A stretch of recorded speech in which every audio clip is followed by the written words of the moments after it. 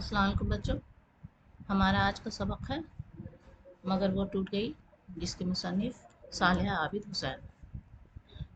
सालेहा आबिद हुसैन ने वो टूट गई एक अफसाना लिखा है। इस अफसाने में उन्होंने एक ऐसी औरत का जिक्र किया है जो पढ़ी लिखी समझदार थी, और लेकिन उसके सामने कई ऐसी औरतों की ज़िंदगी थी जो शादी के बाद अच्छी तरह नहीं गुजरी। उसके कभी ऐसा उन्होंने बताया कि मर्द औरतों के साथ या तो ताउन नहीं करते या फिर औरतें मर्दों के साथ निभा नहीं करती। बच्चों, इस वीडियो में पहले मैं राइटर के बारे में, मुसन्निफ़ के बारे में पढ़ूंगी। उसके बाद उनका लिखा हुआ अफसाना उसे पढ़ूंगी, और अगली वीडियो में बच्चों इस अफसाने को मैं समझाऊंगी और उसके जो सवालात है उसे हल कराऊंगी, और उसके अलावा जो दीगर क्वेश्चन है उसे भी हल करूंगी। पढ़ना शुरू करते हैं। बिस्मिल्लाहिर्रहमानिर्रहीम। सालेहा आबिद हुसैन। सालेहा आबिद हुसैन की पैदाइश 1918 ईस्वी में हुई और उनकी वफ़ात 1913 ईस्वी में हुई। सालेहा आबिद हुसैन का असल नाम मिज़दाक फ़ातिमा था। इस असल नाम को याद रखें। वो ख्वाजा गुलाम सकलैन की साहबजादी और डॉक्टर सैयद आबिद हुसैन की बीवी थीं। वो ख्वाजा अल्ताफ़ हुसैन हाली के ख़ानदान में पानीपत में पैदा हुई। लिखने पढ़ने का शौक़ उन्हें बचपन ही से था। मशहूर मुसन्निफ़, फ़िलसफ़ी और माहिर तालीम डॉक्टर आबिद हुसैन से शादी हुई थी। उसके बाद तसनीफ़ तारीख़ के शौक़ में मज़ीद इज़ाफ़ा हुआ, लेकिन उनकी बुनियादी हैसियत नावल नवीस और अफ़साना निगार की है। सालेहा आबिद हुसैन की असल पहचान नावल नवीस, नावल निगारी, नावल लिखना और अफ़साना निगारी है। सालेहा आबिद हुसैन अपने कलम के ज़रिए तहरीक आज़ादी में शरीक रहीं। उन्होंने अपने नावलों, अफ़सानों और ड्रामों के ज़रिए इंसानी और तहज़ीबी क़दरों को आम किया और औरतों के मसाइल और समाजी खराबियों के इस्लाह की तरफ तवज्जो दिलाई। हुकूमत हिंद ने उनको पद्म श्री का एजाज़ अता किया। कई सूबाई अकादमियों ने भी उन्हें इनाम दिए।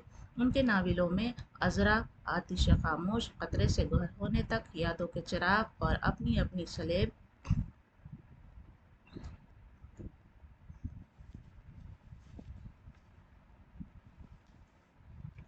ख़ास तौर पर काबिल ज़िक्र है। अफसानों के 4 मजमूए भी शामिल हैं। आइए उनका अफसाना पढ़ते हैं। मगर वो टूट गई। दूर किसी घंटे ने 2 बजाए। कितने बजे? 2 बजे। उसके वसी बेडरूम के हाथी दांत के लैंप में नीला जीरो बल्ब रोशन था, जिसकी ठंडी रोशनी में हर चीज़ बेजान सी नजर आ रही थी। सिंगार मेज पर सजी सैकड़ों शीशियाँ, बोतलें, ब्रश वगैरह वगैरह। डबल बेड का कीमती बिस्तर और नीला नाइट गॉन, छत पर लटका छोटा सा बिल्लौरी झाड़, हर चीज़ उसका मुँह चढ़ा रही थी। बराबर के कमरे में बच्चे अपनी आया के साथ आराम कर रहे थे। दूसरे नौकर अपने अपने क्वार्टर में महख्वाब होंगे। हाँ, सिर्फ उसकी आंखों से नींद गायब थी। किसकी आंखों से नींद गायब थी? अफसाने की जो हीरोइन है। 2 बज चुके, न वो आए न नींद आई। जिस तरह वो रूठे रूठे हैं, उसी तरह नींद भी रूठ गई है।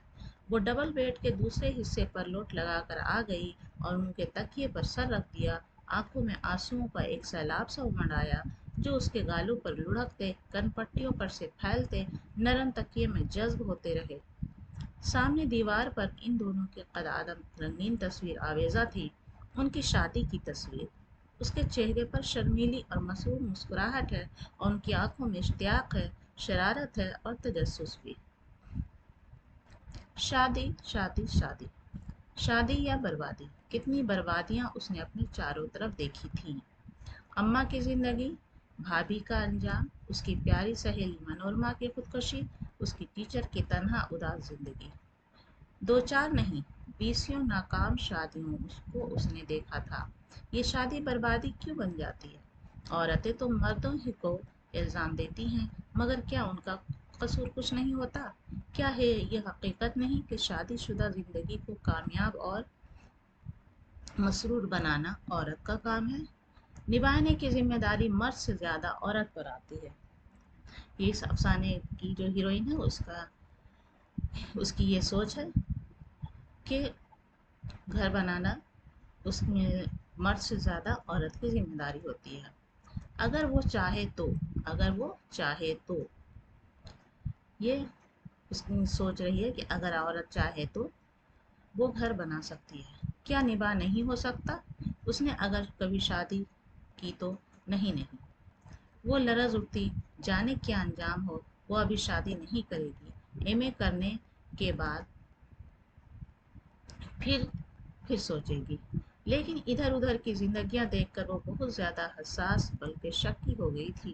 کیا حرج ہے اگر وہ شادی نہ کرے اور تعلیم پائے، ڈگریاں لے، اچھی سی نوکری کرے، اپنا گھر بنائے؟ مگر یہ ناکام زندگیاں، یہ جدائیاں، یہ طلاقیں، اس میں مرد سے زیادہ عورت کا قصور ہے؟ شاید وہ چاہے تو وہ سہارنا سیکھے، گھر بنانا یا بگاڑنا عورت کے ہاتھ میں ہے، یہ افسانے کی ہیروئن سوچ رہی ہے۔ بھابھی کا مزاج، خدا کی پناہ، باجی کی خودداری اور آن بان، شوہر سے مقابلے منورما حد سے زیادہ حساس نہ ہوتی اور اتنی بے زبان تو شاید خودکشی کی نوبت نہ آتی۔ یہاں اپنی باجی کی ناکام زندگی اور منورما جو اس کی دوست ہے اس کی ناکام زندگی کے بارے میں سوچتی ہے۔ اس کے بعد اماں اس رشتے کے خلاف تھیں، خاندان اور باجی کو عمر پر اعتراض تھا اور بھائی صاحب کھلم کھلا کہتے تھے کہ مزاج کا بہت تیز ہے۔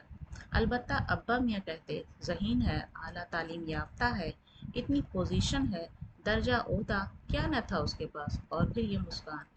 خواہ مخواہ لوگ مخالفت کرتے ہیں، 15-17 برس کا فرق ہے، کیا ہوا؟ مرد کی عمر میں فرق ہونا ہی چاہیے، لڑکی جلدی میچور ہو جاتی ہے، مزاج سبھی مردوں کا تیز ہوتا ہے، عورت اگر مزاج شناس ہو تو؟ اماں، باجی، بھابھی، منورما، شانتی، ان سب کی زندگی ان کی نظر میں ہے، سب کی کمزوریاں بھی وہ جانتی ہے۔ اس کا عزم تھا کہ وہ ان کا دل جیتے گی، اس نے ارادہ کیا، اس کا دل میں عزم تھا کہ وہ ان کا دل ضرور جیتے گی، اس کے لیے نعرہ گریز بن جائے گی، اس کے مزاج کو سہارے گی، اسے خوش رکھے گی۔ میں نباہ کرنا جانتی ہوں، نباہ کر کے دکھاؤں گی، اور سب کو ہتھیار ڈالنے پڑیں گے، وہ ان کی بن گئی۔ ایک کے بعد دوسری بیٹی ہوئی تو اس روشن خیال اعلیٰ تعلیم یافتہ مرد کے چہرے پر ناگواری کے بل پڑ گئے، جیسے یہ اس کے اختیار کی بات تھی۔ بچیوں نے جانا ہی نہیں کہ باپ کی محبت کس چڑیا کا نام ہے۔ خالائیں، پھوپھیاں، محلے پڑوس والے جن بچوں کے بھولے چہروں اور پیاری باتوں پر جان دیتے، ماموں چچا جن سے اتنی محبت کرتے، وہ ڈیڈی کی صورت کو ترستی رہی اور ماں کی محبت سے محروم۔ مگر اسے تو نباہ کرنا تھا، اس کے لیے اس نے وہ سہا جس کا اعتراف وہ خود اپنی ذات سے بھی کرنا نہیں چاہتی تھی۔ سارا خاندان یہ سمجھتا تھا کہ شوہر اسے بے حد چاہتا ہے، آنکھ سے اوجھل نہیں ہونے دیتا، ہزاروں میں کھیلتی ہے، ہر ضرورت اور خواہش پوری ہوتی ہے، ہر عیش و آرام میسر ہے۔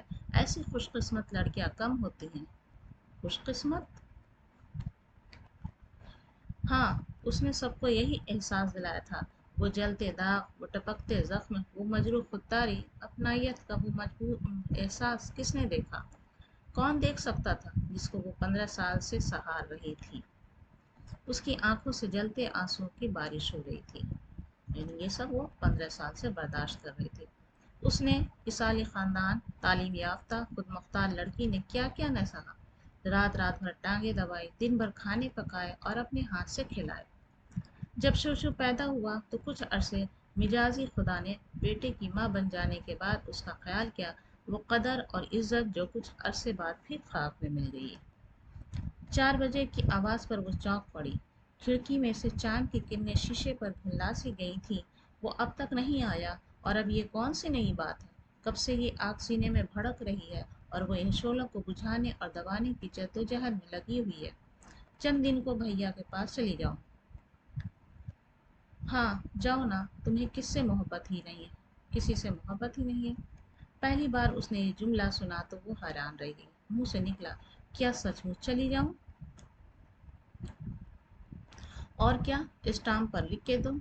اور تم میرے بغیر؟ یہ جملہ ادھورا چھوڑتی ہے۔ اسے کچھ امید تھی اپنے شوہر سے۔ میں خوب رہ لوں گا تمہارے بغیر، تمہاری لڑکی اتنی بڑی ہو چکی ہے، اس کو محبت دو، दूसरे बच्चों को संभालो, मेरा पीछा छोड़ो। वो गुमसुम हैरान उसका मुंह तकती रही। वो ऐसा बेनियाज बेताल्लुक बैठा रहा जैसे कोई बात ही ना हो। दूर कहीं से मुअज्जिन की आवाज़ बुलंद हुई। उसने बैठकर सर ढक लिया। खिड़की में से फटती पौ की हल्की दुधिया रोशनी पर उसकी नजरें जम गईं। उषा उसकी जिंदगी में, अब उषा की कोई किरण चमकेगी क्या? वो लड़की उससे ज्यादा हसीन नहीं हो सकती। कल उसने उनसे साफ साफ बात करने का तहैया कर लिया था, लेकिन एक जुमला सुनकर ही उन्होंने इसकी बात काट दी। तुमने जो सुना सब ठीक है, मगर तुम कौन होती हो एतराज करने वाली? वो तो मेरी जान के साथ है, तुम चाहो तो छोड़ सकती हो। नहीं नहीं नहीं। हिस्ट्रिक अंदाज से उसके मुंह से चीखें निकलने लगी। नहीं, आप मुझे नहीं छोड़ेंगे। ऐसी आती जाती औरतें मेरी जगह नहीं ले सकती। आपके बच्चे, बेटियां हैं, बेटा है। तुम्हें पैसे की कमी ना होगी, जितना चाहोगी मिलेगा। नहीं नहीं नहीं, मुझे पैसे की नहीं, आपकी ज़रूरत है। बच्चों को बाप की ज़रूरत है। बके जा। और वो ये कहते हुए बाहर निकल गए। अब सूरज निकल आया था। आयाएं बच्चों को तैयार कर रही थी। नन की आवाज़ गूंज रही थी। उसकी मुलाजमा 2 बार नाश्ते का तकाजा करने आ चुकी थी, मगर वो इसी तरह नाइट गाउन में मसहरी पर बैठी थी और सोचे जा रही थी। नहीं, ये शादी टूट नहीं सकती। मैं मैं सब सहारूंगी, सब कुछ झेलूंगी, मगर उसे छोड़ूंगी नहीं। औरत की जिंदगी में सख्त वक्त भी आते हैं, आज नहीं कल, कल नहीं परसों। वो पछताएंगे, और वो लड़की, वो खुद उन्हें छोड़ देगी। मेरी जगह कौन ले सकता है? बेगम साहब, आपके नाम खत। मुलाजमा ने एक बड़ा सा लिफाफ उसके कांपते हाथों में दे दिया। जाने क्या है, उसका दिल लरज रहा था। बड़ी देर बाद उसने लिफाफा चाक किया। आह! तो वो टूट गई। उसके ज़बान से निकलता है कि आह! वो टूट गई।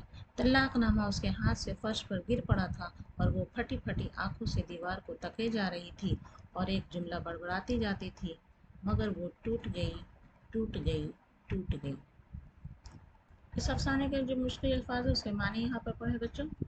मानी अच्छी तरह याद कर लें, वीडियो को अच्छी तरह देखें।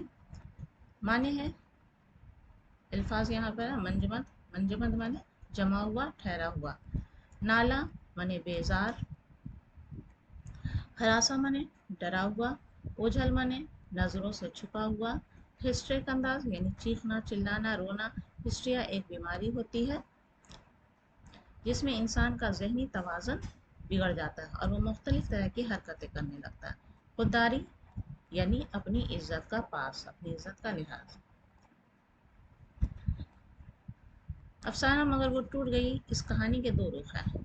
इस कहानी में जहाँ लड़कियों पर मजालिम की दास्तान बयान की गई है कि लड़कियों पर कैसे जुल्म होते हैं, वहीं गैर जिम्मेदार मर्दों पर भी तंज किया गया है।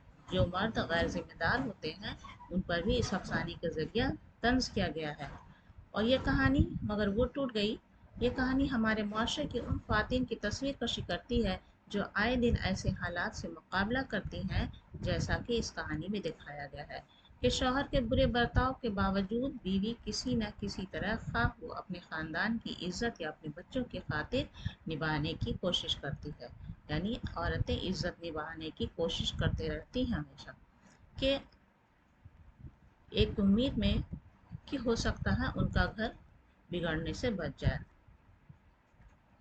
सालिहा आबिद हुसैन की ये कहानी जिस ज़माने में लिखी गई उस वक्त की तालीम याफ्ता लड़कियां जुल्म सहने के बावजूद खामोश रहती थीं, लेकिन आज की औरत बेदार हो चुकी है।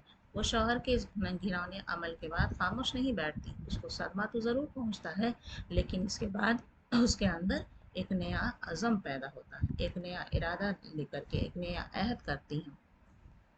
जब ये अफसाना लिखा गया था उस वक्त की लड़कियां खामोशी से हर जुल्म सहती थीं, लेकिन आज की लड़कियां, आज की औरतें बेदार हो चुकी हैं। वो जुल्म के खिलाफ आवाज़ उठाती हैं